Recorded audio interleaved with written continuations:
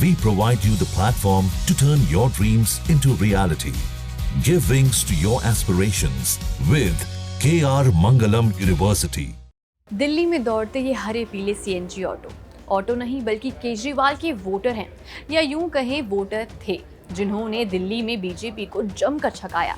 माना जाता है कि केजरीवाल 10 साल तक अगर सरकार चला पाए हैं तो उसके पीछे इन ऑटो वालों की अहम भूमिका रही है।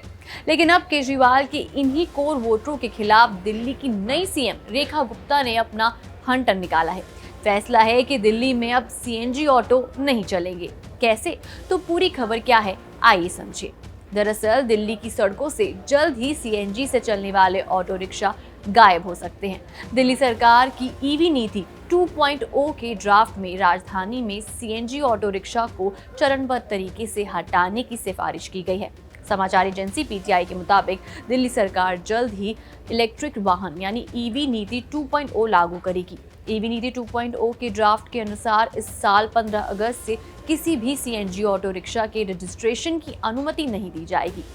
पॉलिसी के तहत 15 अगस्त से सीएनजी ऑटो परमिट का नवीनीकरण भी नहीं किया जाएगा और ऐसे सभी परमिट को केवल इलेक्ट्रिक ऑटो परमिट से दोबारा जारी किया जाएगा। इसके साथ ही नगर निकाय और कचरा ढोने में इस्तेमाल होने वाले वाहनों को भी हटाने की सिफारिश की गई है। हालांकि जागरण संवाददाता से बातचीत में दिल्ली के परिवहन मंत्री पंकज कुमार सिंह ने इससे इनकार किया है।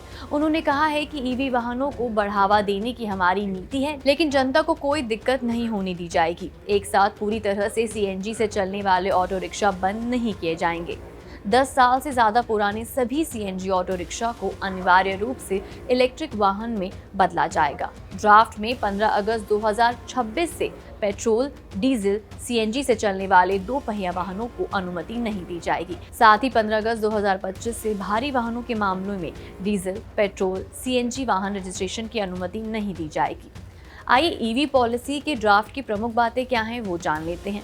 दिल्ली की नई पॉलिसी में सीएनजी ऑटो रिक्शा का रजिस्ट्रेशन 15 अगस्त 2025 से नहीं होगा। 15 अगस्त 2025 से केवल ई ऑटो परमिट से बदले जाएंगे।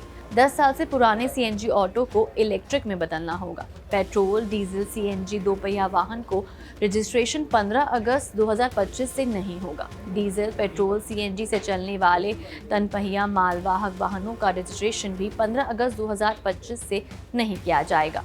कूड़ा उठाने वाले वाहनों को भी इलेक्ट्रिक में बदला जाएगा।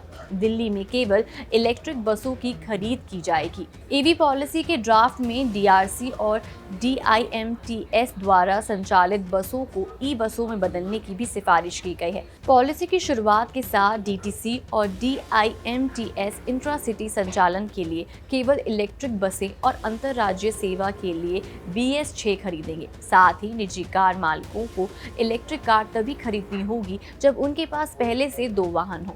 ये सिफारिश ईवी पॉलिसी 2.0 की अधिसूचना के बाद लागू होगी। हालांकि अभी मंत्रिमंडल की मंजूरी के दौरान नीति के ड्राफ्ट में बदलाव हो सकता है। इसमें खासकर 2 पहिया वाहनों से संबंधित सिफारिशों में बदलाव किया जा सकता है। तो अब सवाल ये है कि क्या केजरीवाल का वोटर बैंक इस फैसले पर सीएम रेखा गुप्ता का साथ देंगे या फिर एक नए धरने की शुरुआत होगी? आपको क्या लगता है? हमें कमेंट सेक्शन में अपनी राय जरूर दें।